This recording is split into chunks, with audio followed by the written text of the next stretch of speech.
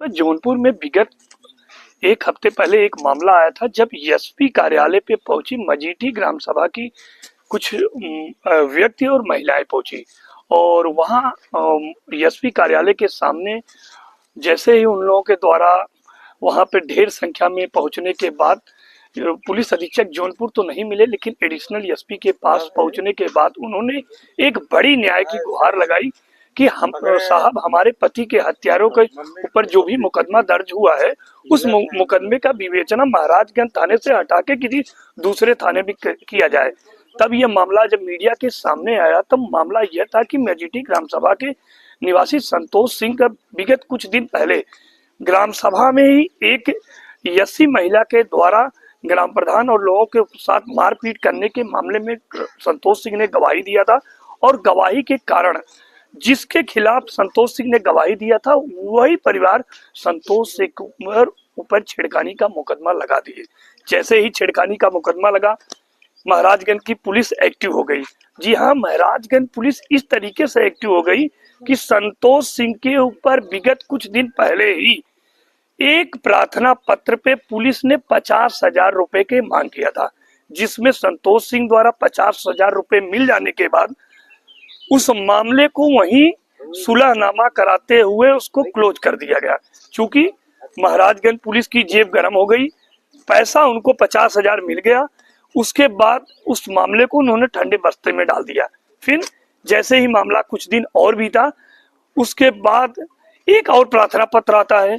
जैसे ही प्रार्थना पत्र आता है वैसे ही संतोष सिंह से फिर दोबारा 50,000 मांगा जाने लगा और संतोष सिंह को जब यह पैसा ना देने के कारण, जैसे आप देख रहे हैं मैं संतोष सिंह के इस समय घर पे हूँ, क्योंकि संतोष सिंह की लड़की का शादी था।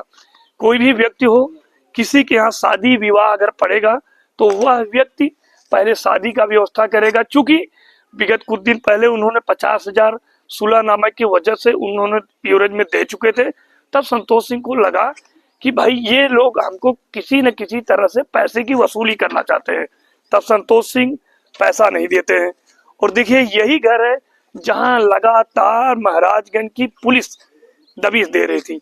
दबिश का तरीका इतना अजीब था पुलिस का कि घर में महिलाएं होती हैं तो एक पुलिस वाला बाहर बैठता है, दूसरा पुलिस वाला घर के अंदर जाता है।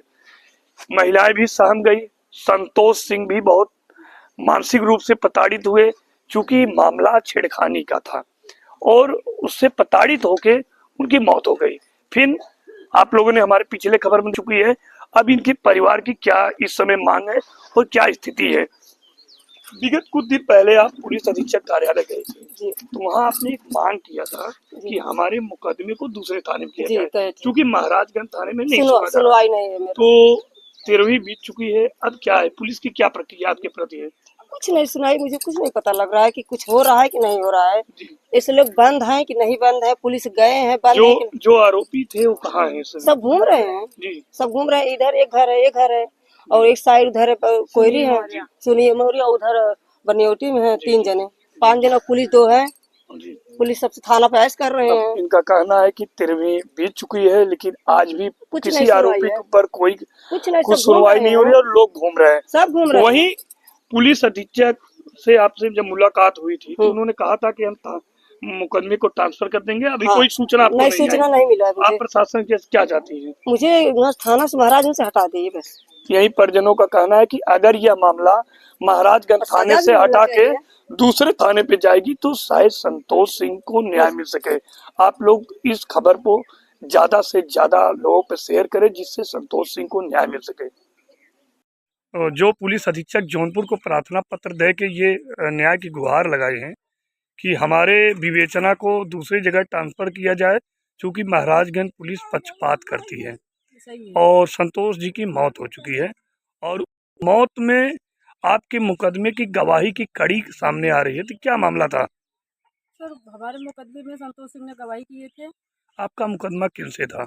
हमारा मुकदमा ये ब्रजेश जायसवाल, सुनील कुमार मौर्य, गंगा प्रसाद जायसवाल, हमारे पड़ोसी रविंदर सर, आकाश। अच्छा, पीट का वीडियो नहीं, पीट का वीडियो बन पाया था जी। हमारे यहाँ पे हम ही लेडीज थी, हमारी मम्मी थी, हमारी जी, जी। चाची थी, हम जी। बस वही हम ही लोग थे और कोई नहीं था। अच्छा, जहान का नाम क्या, की क्या भूमिका है? सारा करवा रहे सब, हमारे मुकदमे में प्रधानी सब कुछ करवाए थे। और अच्छा, तो ये संतोष ने आपके पक्ष में गवाही दिया, तो उसी के कारण ये हुआ? जी उसी का कारण हुआ था।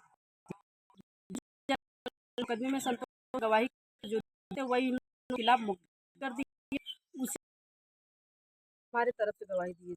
तो अब हमारे उसके बाद क्या हुआ? हमारे तरफ से गवाही दिए थे और वही गवाही देने की वजह से जिसके जिसके खिलाफ संतोष सिंह ने हमारे तरफ से गवाही दिए थे, उसकी पत्नी ने उनके ऊपर झूठा छेड़खानी का मुकदमा दर्ज करवाई थी, जी। जिस वजह से संतोष ऐसा कुछ भी नहीं किए थे। ये सब झूठा है, सिर्फ थाने वाले पैसा लेके ऐसे कर रहे हैं। तो ये बताइए, आपका आपके पटीदार और ये जो धनी लोगों से था, तो प्रधान का क्या रोल था?